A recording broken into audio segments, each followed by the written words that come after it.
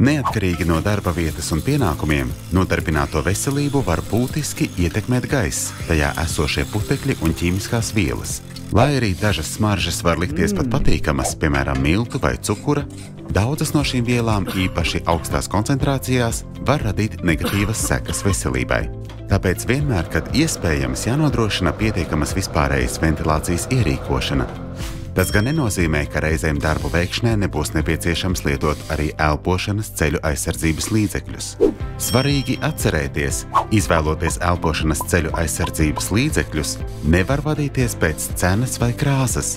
Uzmanība jāpievērš darba specifikai, nevien putekļiem un ķīmiskajām vielām, pret kurām jānodrošina aizsardzība, bet arī to koncentrācijai.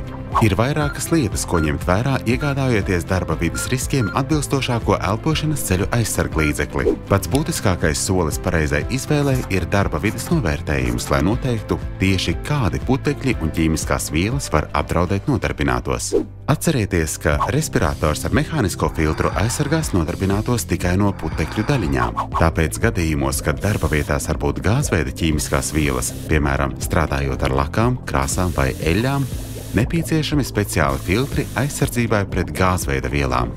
Atsevišķos gadījumos iespējams lietot arī kombinētos elpošanas ceļu aizsarglīdzekļus. Tajos ir apvienots gan mehāniskais filtrs aizsardzībai pret putekļiem, gan arī filtrs aizsardzībai pret gāzveida vielām un aerosoliem.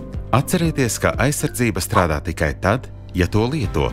Tāpēc centieties darba veicējiem nodrošināt iespēju pielāgot vairākas vienādas aizsardzības klases respiratorus vai sejas maskas, lai varētu izvēlēties piemērotāko un ērtāko.